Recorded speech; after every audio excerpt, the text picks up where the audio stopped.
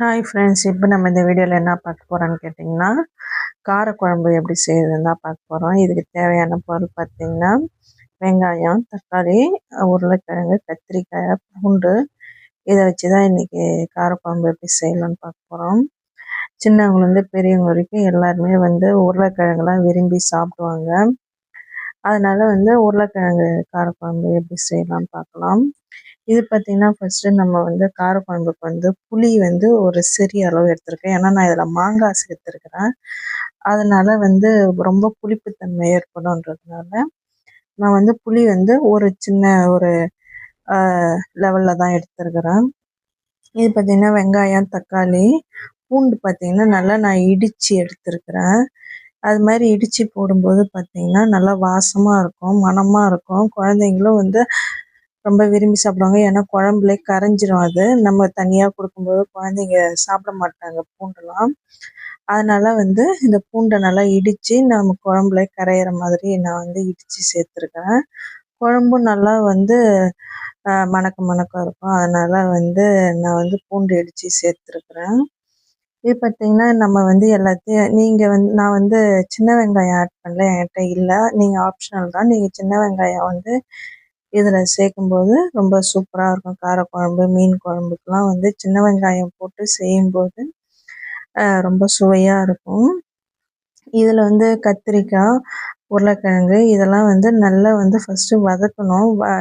நல்லா வதங்கி ப்ரௌன் கலரில் வர்ற அளவுக்கு நம்ம வதங்கணும். வதங்கி செய்யும்போது தான் பார்த்திங்கன்னா குழம்பு நல்லாயிருக்கும். அதுக்கப்புறம் நான் புளியை நல்லா கரைச்சி அதில் 3 தேக்கரண்டி மிளகாத்தூள், தேவையான அளவு உப்பு போட்டு அதிலே ஒரு குழம்புக்கு ஒரு தக்காளி போட்டிருக்கிறேன். இன்னொரு தக்காளியை நான் புளிக்கரைசலில் சேர்த்துருக்கிறேன். ஏன்னா அப்போ தான் அது நல்லாயிருக்கும். நீங்கள் ட்ரை பண்ணி பாருங்கள் வீட்டில். இந்த வீடியோ பிடிச்சிருந்தா லைக் பண்ணுங்கள், ஷேர் பண்ணுங்கள், கமெண்ட் பண்ணுங்கள், சப்ஸ்கிரைப் பண்ணுங்கள். அதில் நம்ம புளிக்கரைசலில் இந்த தக்காளி நம்ம கையாலே நல்லா மேஷ் பண்ணி விட்டுக்கணும். பார்த்திங்கன்னா நல்லா சூப்பராக இருக்கும். இது பார்த்திங்கன்னா நம்ம இது ஒரு மருந்து குழம்புனே சொல்லலாம். ஏன்னா நம்ம பூண்டு, புளி இதெல்லாம் நம்ம சேர்க்கும்போது பார்த்திங்கன்னா நமக்கு ஒரு பாரம்பரியமான காரக்குழம்பு நம்ம ரெடி பண்ணிக்கலாம். இது பார்த்திங்கன்னா காரக்குழம்பு பார்த்திங்கன்னா இதில் மசாலாஸ்லாம் நான் எதுவும் சேர்க்கல. வீட்டு காரக்குழம்பு தான், மிளகாத்தூள் தான் ஆட் பண்ணியிருக்கிறேன். இதுமாரி வீட்டில் நீங்களும் ட்ரை பண்ணி பாருங்கள்.